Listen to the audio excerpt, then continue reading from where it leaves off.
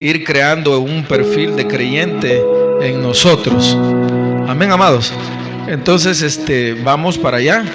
Busque ahí, amados, el Sermón del Monte, por favor.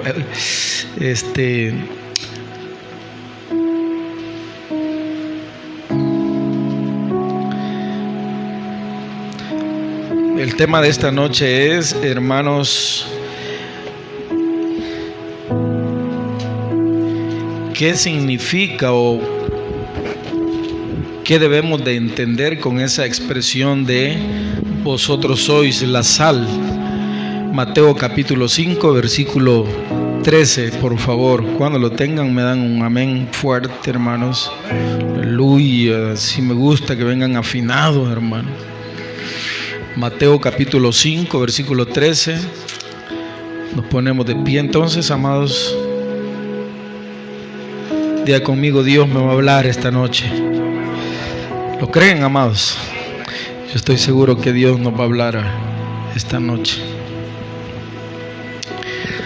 Leemos la palabra del Señor en el nombre del Padre, del Hijo y del Espíritu Santo. Vosotros sois la sal de la tierra, pero si la sal se desvaneciere, ¿con qué será salada?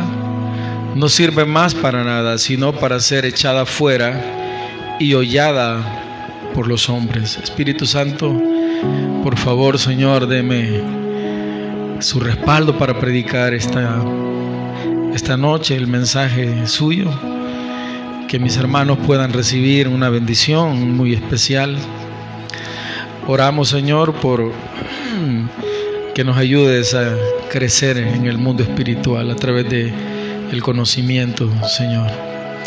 También oramos y agradecemos, Señor, porque se han detenido un tiempo las lluvias aquí, Padre mío, pero clamamos para que tú ayudes a esas islas que en este momento están bajo el ojo de un huracán, Señor.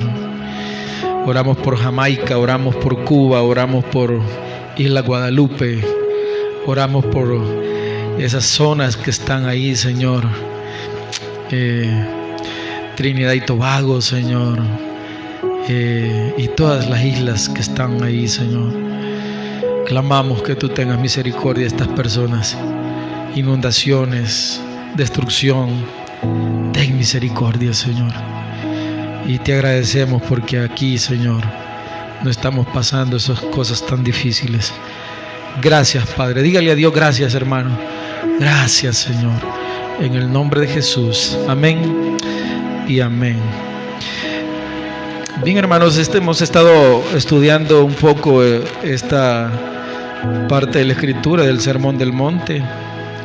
Estábamos ahí nosotros en los versículos anteriores, ¿verdad? Y explicábamos que el Sermón del Monte, pues, es muy importante que nosotros nos detengamos un tiempo, ¿verdad? Y yo creo que no hay mejor tiempo que para detenernos, porque aún es tiempo, ¿verdad? De que antes de que Dios venga, de que comprendamos el significado del Sermón del Monte, ¿verdad? Y una de las cosas que les decía es que este mensaje es para que nosotros vayamos adquiriendo un tipo de perfil de creyente que Dios quiere, ¿ya? Y por eso es importante todos estos estudios que hemos estado dando. Creo que llevo ya el tercero o cuarto mensaje de si no, váyase usted ahí al Facebook, a la página de nosotros, o váyase a YouTube, que supongo que se están subiendo ahí. Si no, pues en Facebook la tiene con bastante seguridad. Entonces, traigo un objetivo. ¿Cuál es el objetivo? Encontrar el verdadero perfil del creyente para preparar su comportamiento hacia la nueva vida o hacia esta vida que tenemos hoy en día, que estamos viviendo en este tiempo. Entonces, el Sermón del Monte es una enseñanza de Jesús que se encuentra en los evangelios. He estado viendo los otros evangelios y no hay mayor detalle como aquí en Mateo, ¿verdad? Me gusta Mateo, es una carta en donde el escritor, que es un médico, es muy detallista. Le gusta a él poner detalles ahí y por eso es más completo Mateo, ¿verdad? Y entonces ahí lo que hace este escritor es establecer principios para vivir en el reino de Dios. Tienen conmigo, es para establecer principios para vivir en el reino de Dios. Ahora bien, cuando yo escucho esto que acabo de decirles, me imagino yo que solamente es después de que uno se ha muerto, ¿verdad? Para escribir principios para el reino de Dios. ¿Acaso el reino de Dios no puede ser aquí? Ese es el punto y el detalle importante.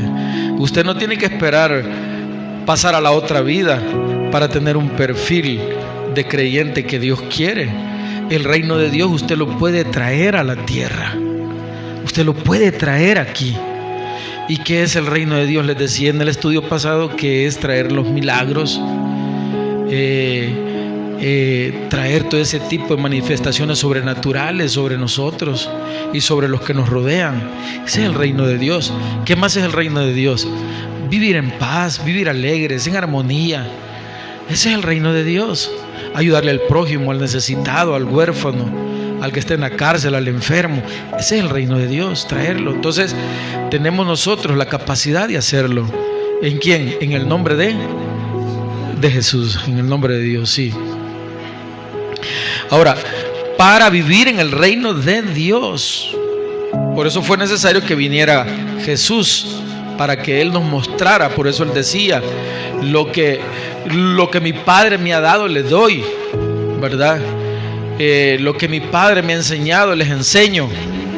O sea, Él como que vino a decir, de esto hay allá, ahora lo pueden recibir aquí. Entonces cuando llegamos a este punto del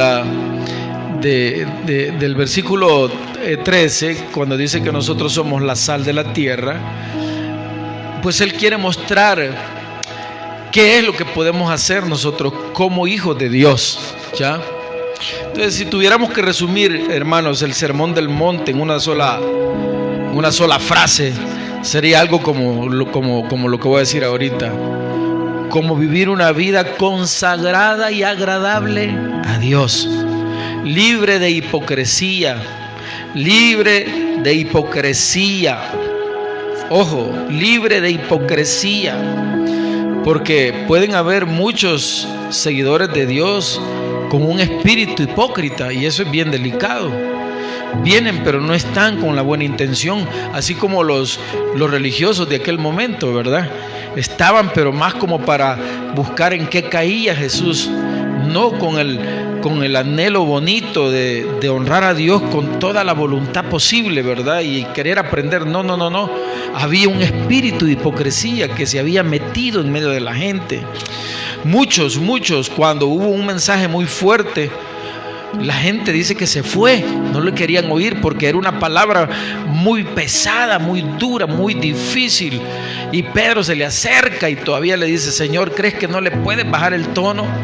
¿No crees que es muy fuerte lo que dice? ¿Y qué le dijo el Señor a Pedro? A ver, ¿alguien se acuerda? ¿Alguien se acuerda de ese momento? Que le dice: apártate de mí, Satanás, le dijo. Así le dijo, ¿verdad? ¿Por qué? Porque muchas veces un mensaje suave que solo les adule el oído a ustedes puede hacer algo que los catapulte a ustedes no al cielo, sino al infierno. Por eso es delicada la predicación. Leí un libro en donde decía que cuando alguien predica, tiene la capacidad de dar vida o de dar muerte. Dos cosas es la que yo puedo hacer ahorita: o les doy vida o les doy muerte. Si mi predicación va a ser para caerles bien y agradar y todo, entonces les voy a dar muerte. Pero si la predicación que traigo los va a hacer a ustedes que se estén moviendo en la silla, enojados, incomodados, entonces les estoy dando vida. Y ese es el tipo de predicación que yo necesito dar esta noche: libre de hipocresía, llena de amor, tratando de que tenga gracia, ¿verdad? Pero no sé de dónde, solo que Dios. Por eso le digo al Señor: respáldame, Señor, porque gracia no creo que tenga. Llena de sabiduría, sí, porque me he preparado para este momento, sí, he tratado de buscar algo que les sirva a ustedes, y también con discernimiento, y lo van a ver más tarde, con discernimiento. Por eso estoy haciendo un preámbulo de esta manera para que ustedes vayan entendiendo, ¿ya? Entonces, hermanos, quiero avanzar un poquito porque el tiempo lo tengo muy corto.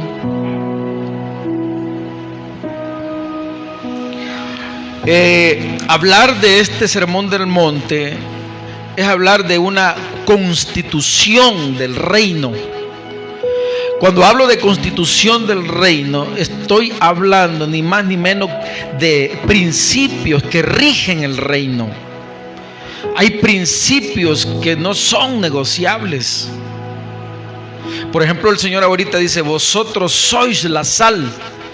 Cuando Él dijo eso, lo que está diciendo es que aunque usted no quiera, pero como usted ya lo recibió a Él como Señor y Salvador, entonces dice: aunque tú no quieras, tú eres la sal de la tierra. Tú eres la sal de la tierra. Ahora, que yo lo esté haciendo mal, como sal, no estoy haciendo bien mi trabajo, esa es otra cosa. Pero que soy sal de la tierra. ¿Verdad? No salado, ¿verdad? Sino sal, ¿verdad? Sal de la tierra. Y ya voy a explicar, porque hay 3 conceptos de sal, en donde yo rechazo 2 según la interpretación o a lo que Dios se refiere aquí ahorita, y me quedo con una que es la que quiero mostrarles, ¿verdad?, esta noche. Pero ustedes tienen que saber que hablar de constituir el reino es hablar de principios que rigen el reino y que no son negociables, ¿verdad? No son negociables, no se pueden negociar, hay que hacerlo, hay que hacerlo. Diga conmigo: yo debo de cumplir con los principios del reino. Diga. Y vivir según estos principios, porque ellos son los que nos van a transformar a nosotros como seguidores de Jesús, ya como discípulos. Eso nos va a transformar a nosotros. Otra cosa no nos va a transformar a nosotros. Saber que solamente el discípulo es el que crece y aprende y se desarrolla. Ustedes tienen que saberlo. ¿Y quién es el discípulo? El que sabe que tiene un compromiso de estar aquí, buscar de Dios y aprender. Y luego usted este conocimiento lo lleva y lo analiza, lo anota, trae su cuadernito, va anotando y se va a la casa y busca y anota. Ahí es donde usted va a ir transformándose en un discípulo del Señor, ¿ya? Entonces todos nosotros estamos llamados a la transformación.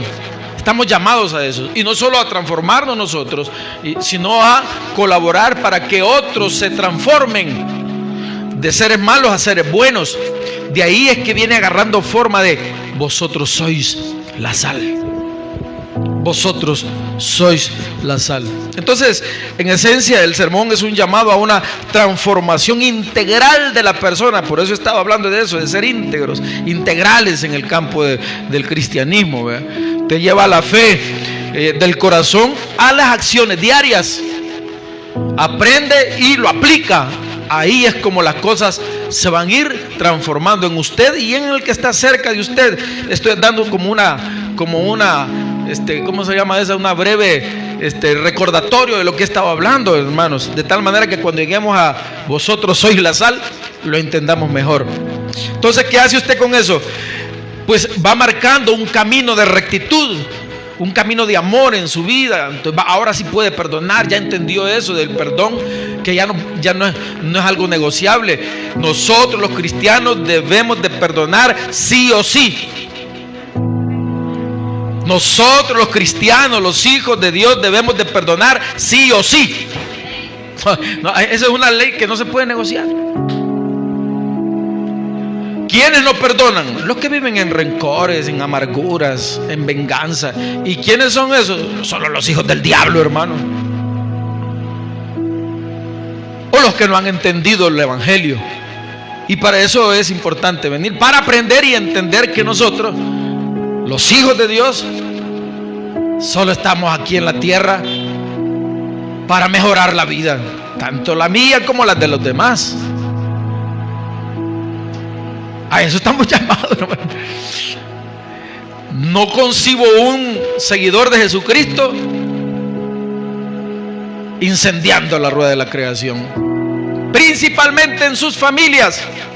Ustedes no pueden andar de enemigos en su familia, o tomando venganzas, o odiándose entre hermanos, o odiándose entre madre e hijo, padre e hijo. No puede haber eso. No puede haber odio en el creyente.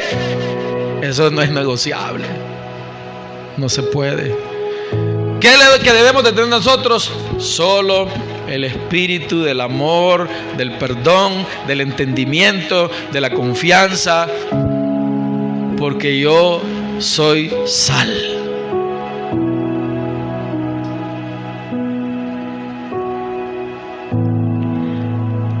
Aquí hay dos cosas: o votamos eso o lo agarramos para que Dios se agrade de nosotros. Dos caminos podemos: o rechaza y te tapa los oídos y sigues viviendo como cualquier hijo del diablo, o decido vivir como hijo de Dios. Diga conmigo, son principios que no se los ha inventado el pastor, sino que están en Escritura y que no son negociables. Entonces, ¿cuál es el mensaje principal del Sermón del Monte? Bueno, tiene como objetivo la transformación del creyente. La transformación del creyente, ese es el objetivo principal. La transformación del creyente. ¿Qué más? Fortalecer mi carácter. Miren, he aprendido en los últimos años que le dicen al que es más bravo: es que él es de carácter fuerte. Le dicen, ¿sí o no? Él tiene un carácter bien fuerte. Mentiras, ese es más débil que el débil. Porque el de carácter fuerte es aquel que domina sus emociones. Ese es el que tiene carácter fuerte. Pero los que explotamos por media cosa somos debiluchos.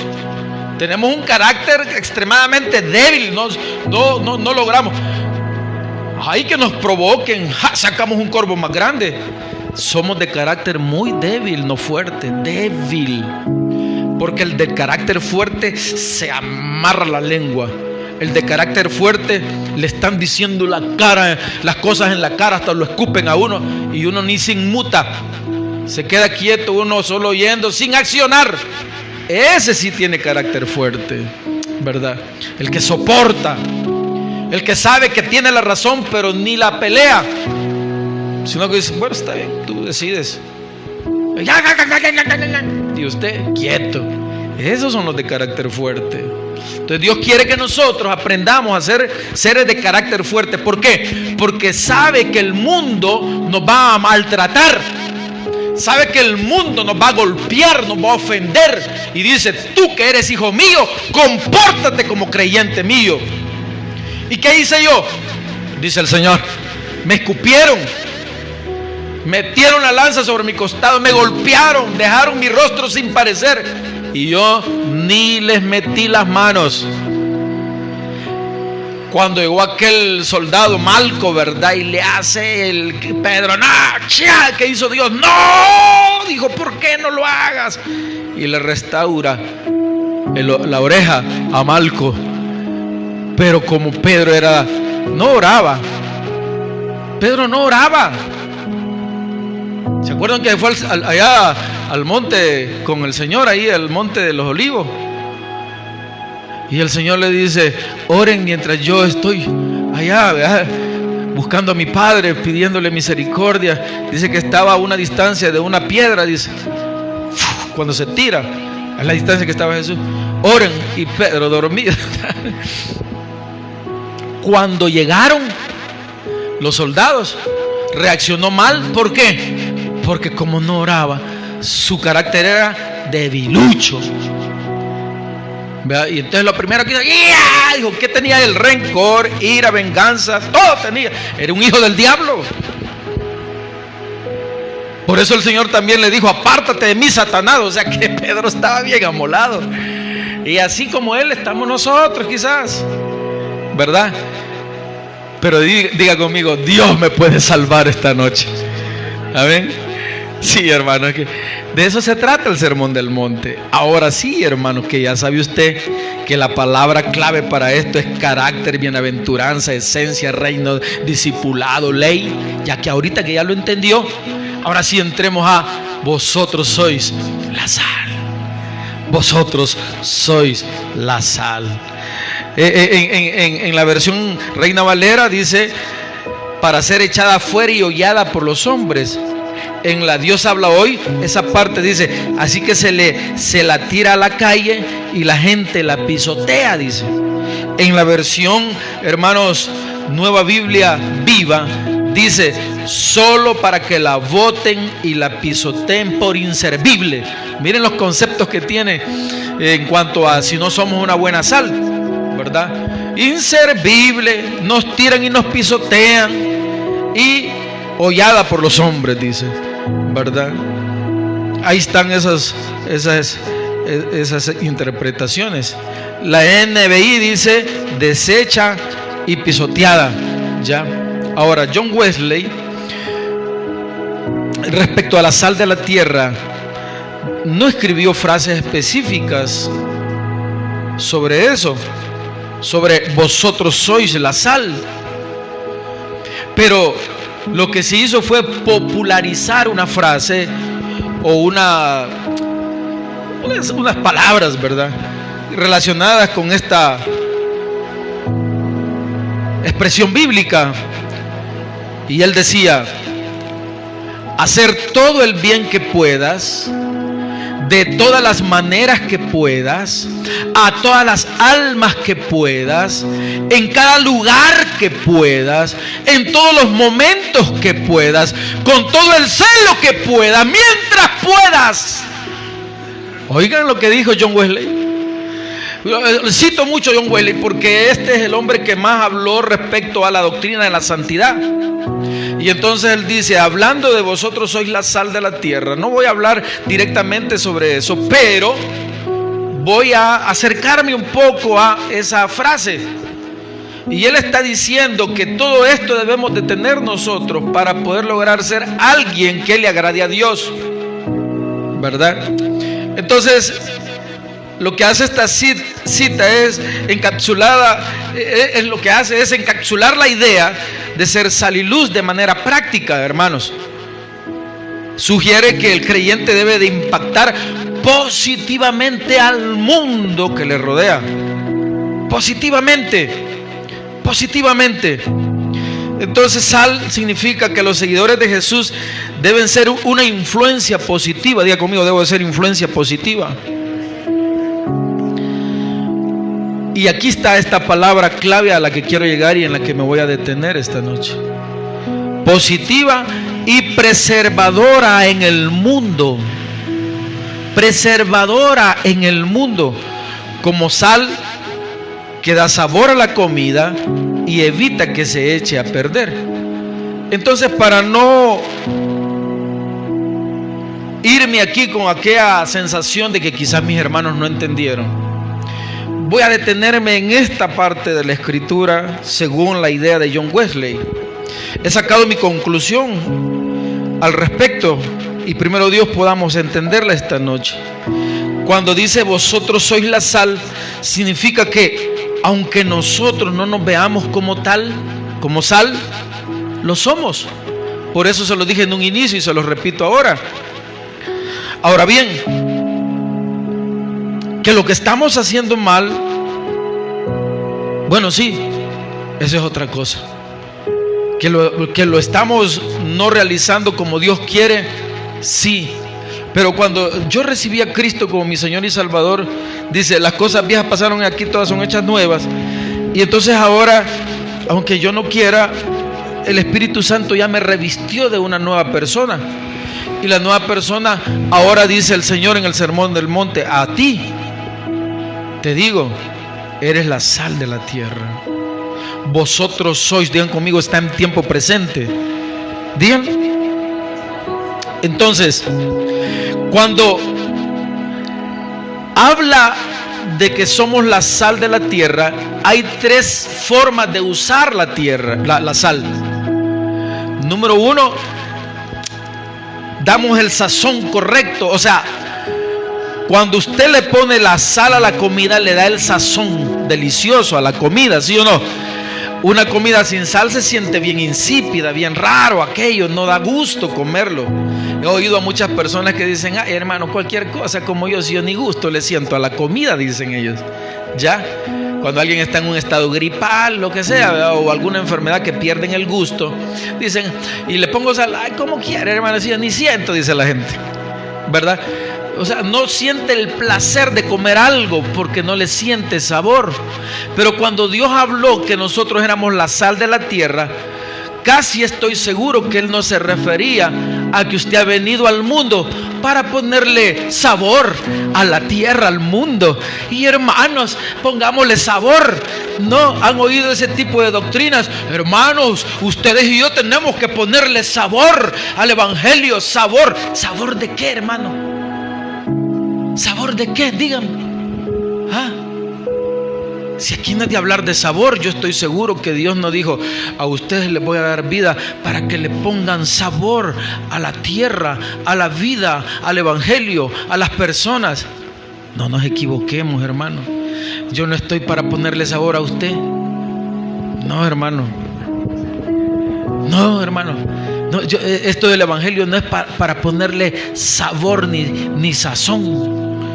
Aquí hay una sola enseñanza que ya se la voy a dar, pero hay que ir eliminando, ¿verdad? Entonces, cuando dice vosotros sois la sal de la tierra, o sea, hermano, que yo he venido para poner sabor, hermano.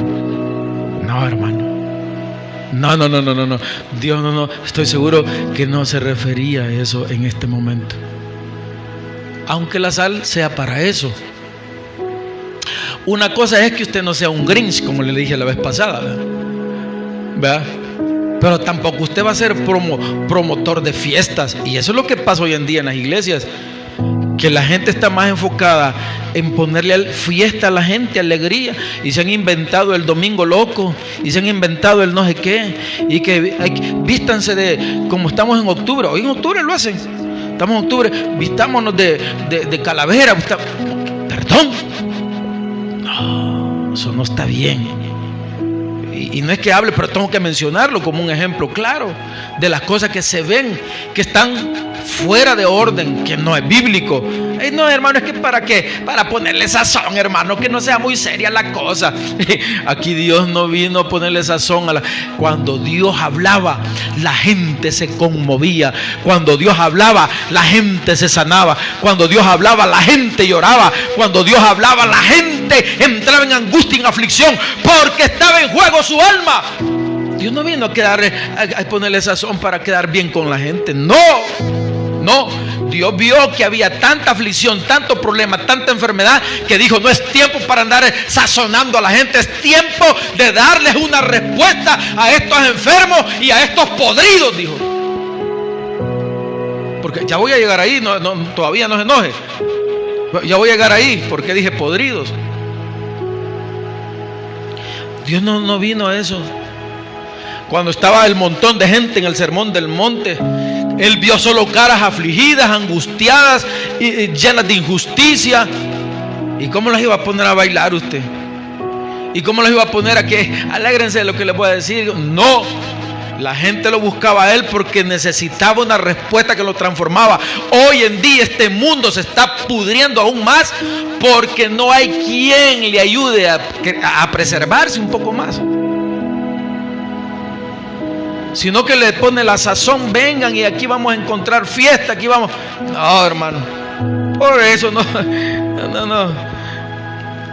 no somos aceptados por la comunidad, quizás, porque no ven aquí el fiestón. También no curamos. Ojo,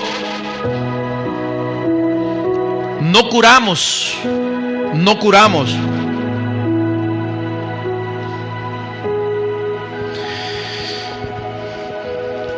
Y está la otra posición.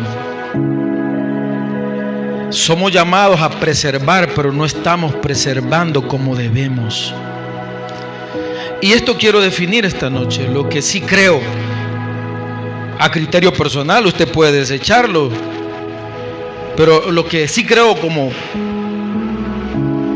una persona que busca la interpretación más cercana, ¿verdad? Lo que yo sí creo es que Jesús, cuando dijo, vosotros sois la sal, hay muchas posibilidades que no se refería a darle sabor a la vida, ni se refería que la función de la iglesia o el papel de ella es andar curando. Esto de andar curando y curando está más relacionado a lo esotérico, a la gente. Aunque el Señor dijo, llamen a los ancianos y oren por los enfermos para que ellos sean sanados. Esa es otra cosa, ¿verdad? Pero cuando usted comienza a gritar, sos sano, sos nada, en el nombre de Jesús. Cuando uno hace esas cosas, se acercan más a lo esotérico que a lo que Dios quiere en verdad de la iglesia. Nosotros podemos estar orando, sí, nosotros oramos por los enfermos, claro que sí oramos, pero quien decide sanar es Él. Nosotros solo somos un medio para hacer que eso pase, y ahí es donde estamos fallando como iglesia. Pero la función de la iglesia no es curar y curar y curar. Eso es un trabajo del Espíritu Santo, no de nosotros los pastores, no de nosotros. Nosotros solo somos un medio para orar y pedirle sanidad a Dios por las personas. Pero no puedo yo decir, vengan que aquí van a ser curados y den una ofrenda por eso. Ahí está la perdición de esta enseñanza. Ahí oí en un canal de televisión que decían, según tu enfermedad, así debes de ofrendar para que tu respuesta llegue más rápido. ¿De dónde sacaron eso? No, hermano. Nosotros debemos de orarle al Señor que tenga misericordia de todos y de los enfermos para que Él haga su voluntad. Pero yo no puedo poner un rótulo, ven, entra aquí, que aquí te curamos. Tú no curas a nadie, yo no curo a nadie. El que cura es el Espíritu Santo, yo no puedo. Y ahí es donde nos hemos perdido en las enseñanzas y hemos adoptado palabras y hemos hecho un juego de palabras y todo. Y como la gente solo anda buscando las cosas fáciles, no quiere entrar en un discipulado, no quiere venir y sentarse, no quiere agarrar una disciplina de enseñanza, entonces van creciendo con lo que oyen. Pero no, hermanos, hay muchas cosas que están mal interpretadas, que la gente lo que está haciendo es aprovechándose de eso. Las iglesias no han sido creadas, ni el creyente ha sido creado, ni el ser humano, ni el Hijo de Dios. O sea, nosotros, los hijos de Dios, de Jesús, hemos sido creados para curar y curar y curar. Hemos sido creados para predicar las buenas nuevas de salvación y todo lo que en el reino de Dios está para nosotros. Pero quien hace todo, quien libera, quien prospera, es Jesucristo, es Dios, es el Espíritu Santo. Nosotros no tenemos la pócima para hacer algún milagro en la gente. No, es Cristo, es Dios, hermanos, es Dios. Por eso es que no podemos andar diciendo que podemos curar. No podemos. Solo lo hacen los que se aprovechan de la gente y los que andan en el oscurantismo y los que andan en el esetorismo y que échese candela de no sé qué y que péguese con no sé qué. Esa gente es. Pero el que de verdad ha encontrado la luz de la verdad del evangelio, que se ha encontrado con el Señor, sabe las limitantes que tiene como siervo de Él. Y Él dice, mira, le dice Pedro al que está cojo, no tengo plata ni oro, pero lo que tengo te doy. En el nombre de Jesús, levántate y anda. ¿Quién entonces hizo el milagro? El nombre de Jesús, el Espíritu Santo que andaba con Pedro. De ahí salió esa fuerza sanadora, hermano. Y ahora págame. No dice eso. La Biblia no dice eso. Ni dice que Pedro andaba haciendo a cada rato eso. Dice que cuando Pedro pasaba, la sombra sanaba. ¿Pero por qué? Porque andaba el Espíritu Santo en él. No era Pedro, era el Espíritu y su presencia en él. ¿Comprenden, iglesia? El hombre no lo puede hacer. No lo puede hacer. Entonces esto de andar curando y curando está más relacionado a eso del esoterismo. Y por eso en las reuniones observamos eventos enfocados a rituales en esa línea, campaña evangelística de sanación. Pero ¿qué nos hemos encontrado años después? Que la misma que supuestamente se le hizo un milagro en Chicago es la misma que está en Argentina pidiendo el mismo milagro, que se levantó de la silla de ruedas. La gente por eso no mira con buenos ojos el evangelio verdadero de Jesucristo.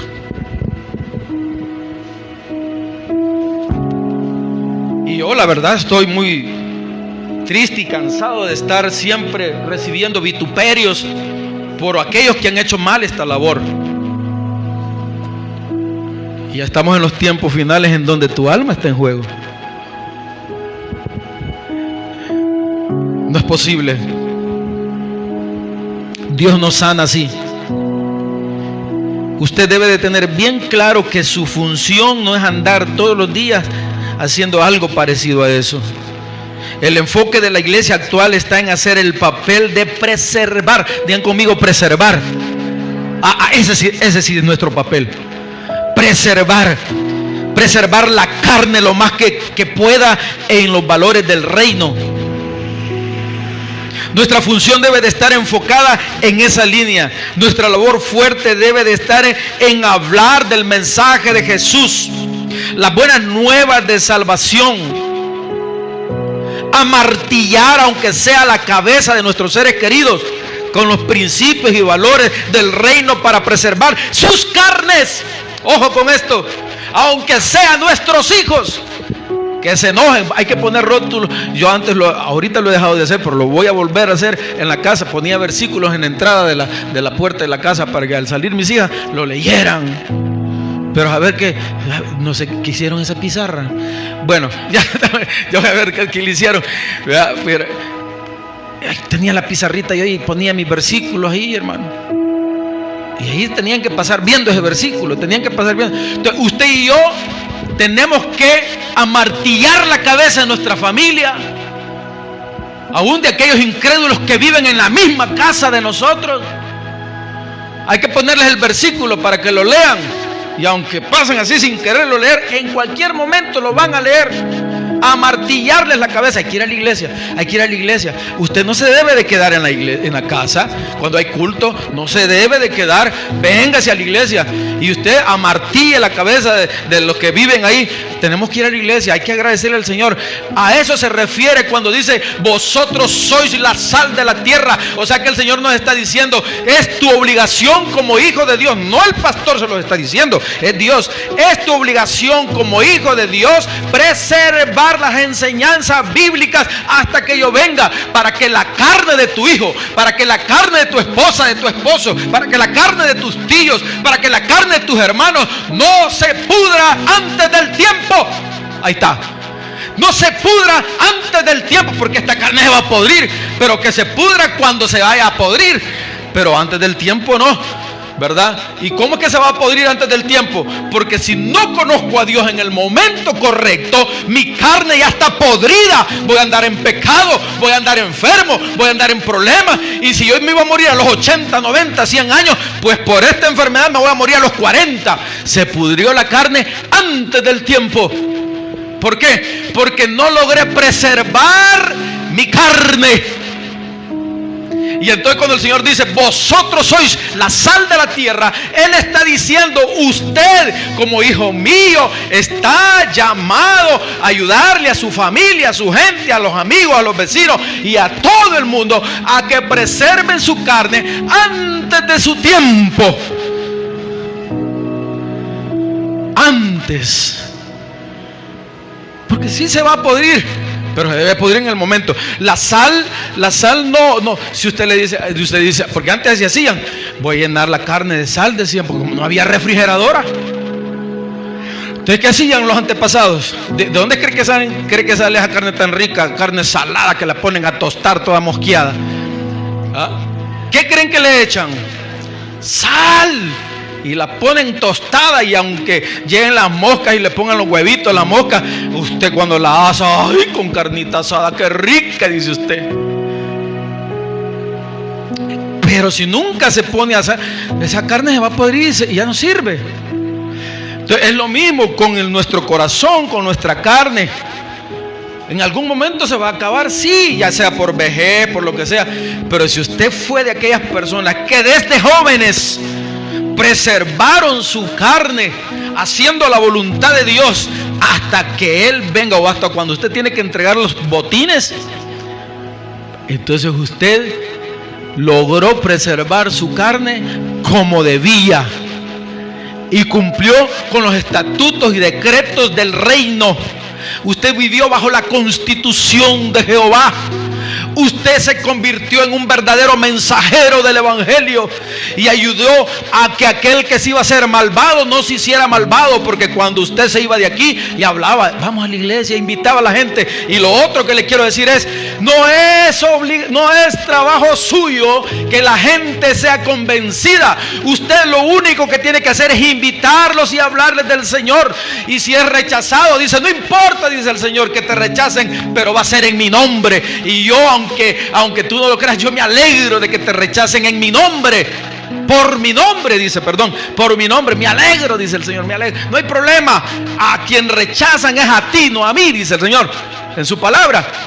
Pero su función de preservar la humanidad en los principios y valores del reino, usted lo cumplió. No va a ser encontrado falto, va a ser pesado y va a decir, hizo el trabajo esta persona. Se preservó, se guardó, habló de mí, vino a la iglesia, leía la palabra, se apasionó de mí, me amó siempre, buscó la manera de agradarme. Él es mi hijo. A eso estamos llamados. Digan conmigo, yo soy la sal de la tierra. ¿Qué es lo que ha pasado? Si no, vean hacia atrás. En 1950, 60 y aún 70 y 80, nuestros padres le daban la autoridad a los profesores y le decían, si este muchacho se me porta mal, delante de uno se lo decían, yo le doy permiso, profe, de que le jale las orejas y que le haga el camino del mico. No sé cómo le decían a eso, ¿se acuerdan ustedes? La carrera del mico. ¿Ya? ¿Algunos de ustedes se lo han hecho alguna vez? No, vea, ya ve. ¿Por qué? Porque ya no hay quien preserve. ¿Se dan cuenta? Ya no hay quien preserve. ¿Y qué tenemos ahora? Un montón de personas maleducadas que golpean a los profesores, los sangran. Cuando en 1950, 60, 70, 80 iban a ver ustedes a un profesor maltratado? ¡Ja! Cuando uno veía un profesor de esos, ¡ay, hermano! Aunque era así el profesor, ese señor era de respeto. Y yo tenía un director que le decían Zanate, imagínense cómo le decían. Era bien flaco, pero cuando lo veíamos nos escondíamos. Tuve otro director que le decían Platanón.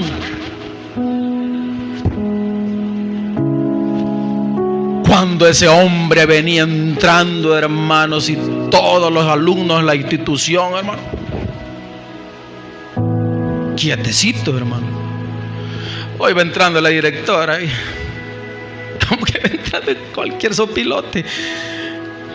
¿Por qué?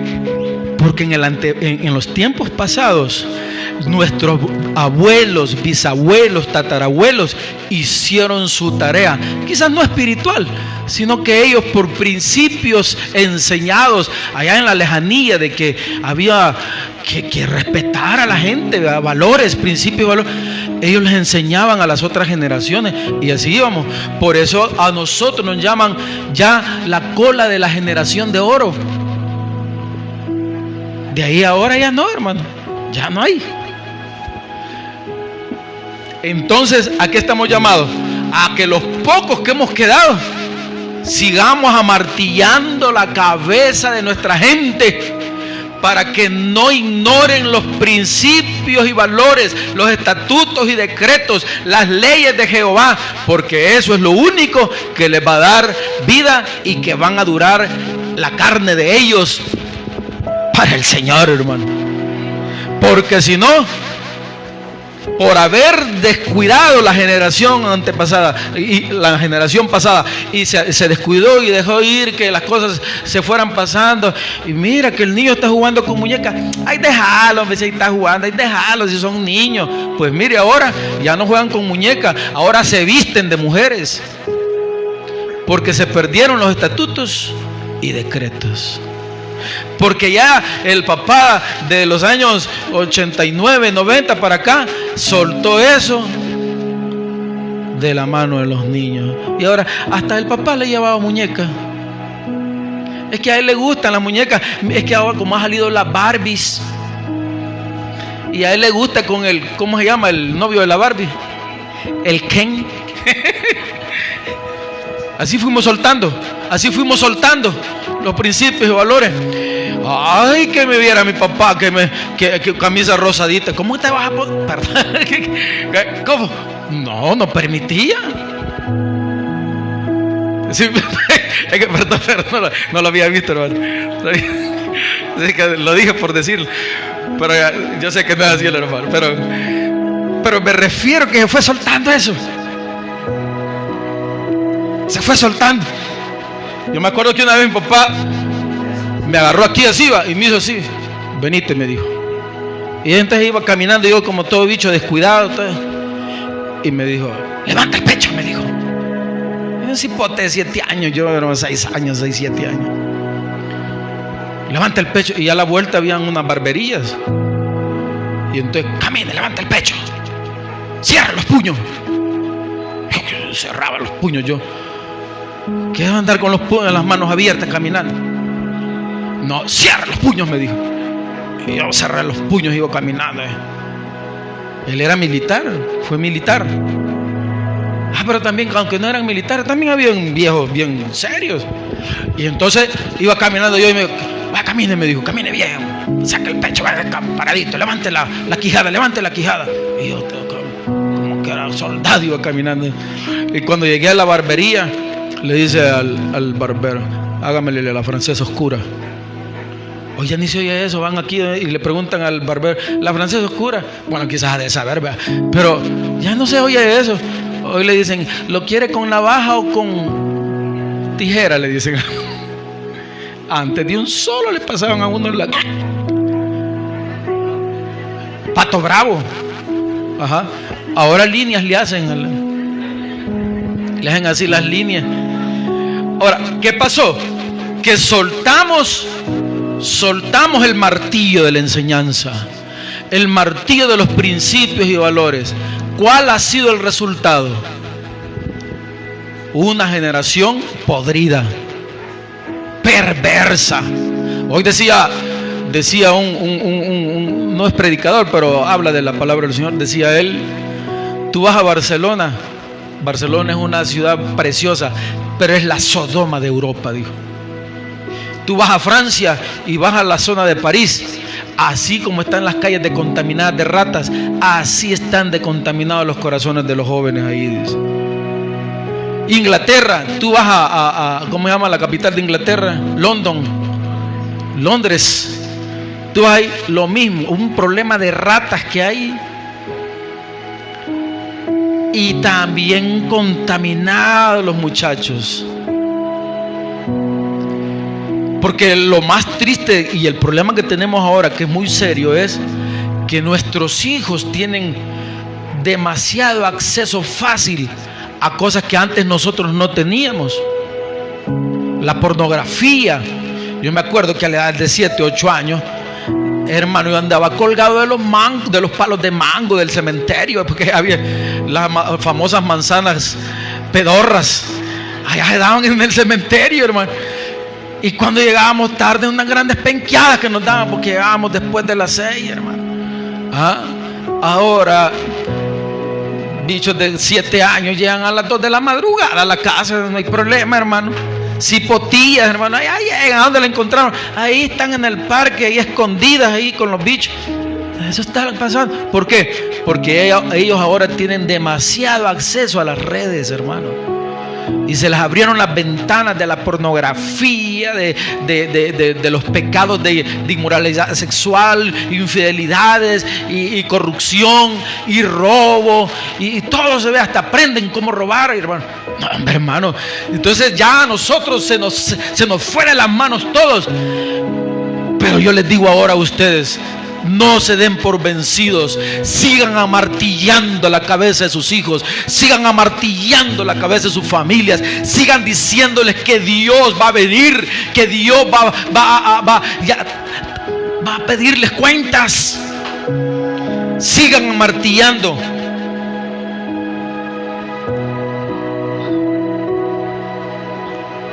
¿Sí?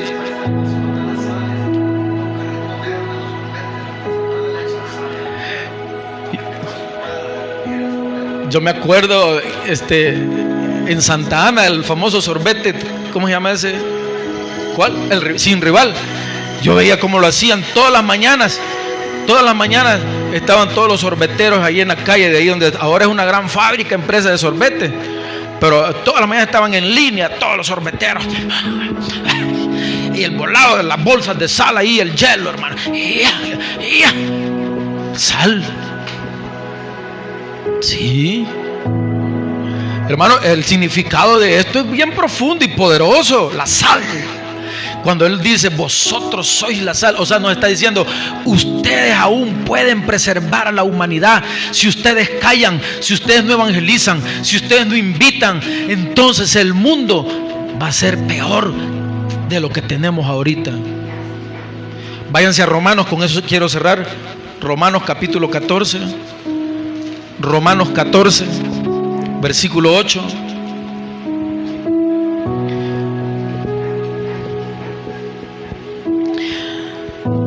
Un día, hermano, se va a podrir esta carne, pero debe de ser al morir.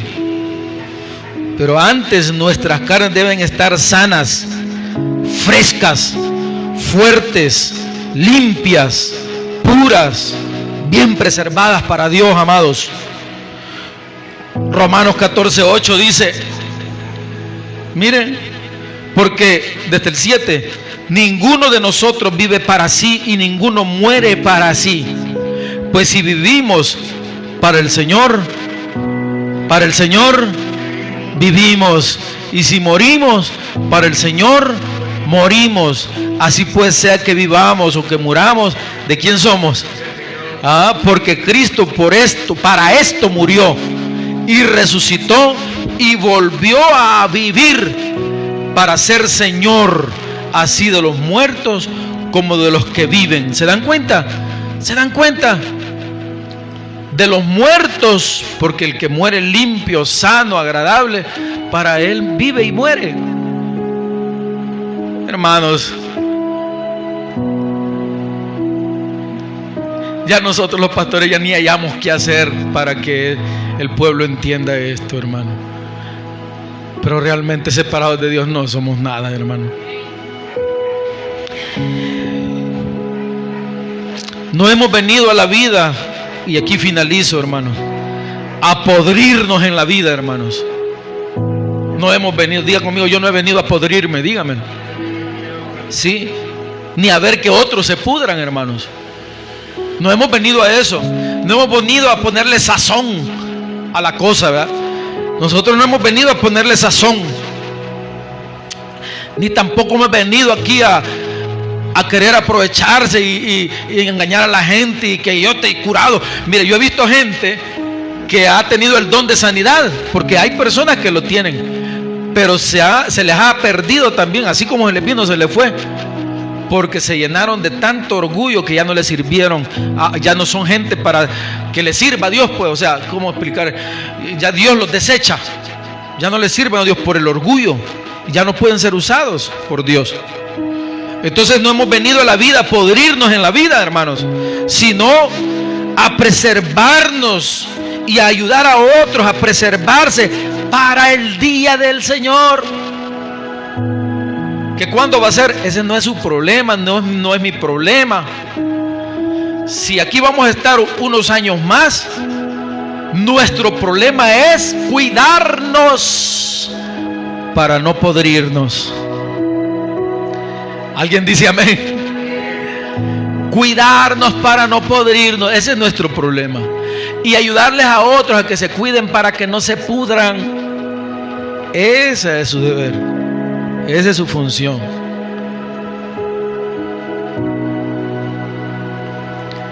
El que tenga oídos para oír, que oiga. Dios mío, gracias por esta noche. Perdónanos, Señor, si hemos hecho mal nuestro trabajo, si nosotros no entendemos lo importante que es de congregarnos. Perdónanos y ayúdanos a hacer bien el papel, Señor. Yo sé que esta noche mis hermanos han entendido este mensaje. Yo te ruego que los bendigas, que les ayudes. Ayúdanos a todos a comprender la importancia de ser verdaderos preservadores de la vida. Ten misericordia a nosotros, de los que oyen este mensaje en las redes. Ten misericordia, Señor, de todos nosotros. Y perdónanos porque hemos colaborado para criar posiblemente hijos de perdición que han dañado a la sociedad. Porque hemos sido descuidados, Señor, y no les hemos enseñado a nuestros hijos estos principios básicos de vida. Y se han podrido ellos, y ellos han podrido a otros. Y por nuestra culpa también otros se pudrieron ya, Señor. Perdónanos. Por nuestro testimonio que no ha sido el correcto, se pudrieron otros. Perdónanos, Señor. Pero a partir de ahora vamos a tratar de hacer mejor el papel. Ten misericordia de mí. Dígale a Dios eso. Ten misericordia de mí, Señor. Te lo ruego, ten misericordia de mi vida. Llévanos con bien a nuestros hogares. Si es tu voluntad que se sanen los que tú quieres que se sanen. Haz milagros en los hospitales, en las casas de estas colonias y en los lugares donde muchos me están oyendo, Señor. En el nombre de Jesús, que sean sanados aquellos que tú quieres, Señor, de los cuales has tenido misericordia. Ayúdanos a respetarte, a honrarte y a cuidarte, Señor, y a no ser piedra de tropiezos para otros. Llévanos con bien a nuestras casas. En el nombre de Jesús hemos orado. Y la iglesia dice amén. Dele ese aplauso.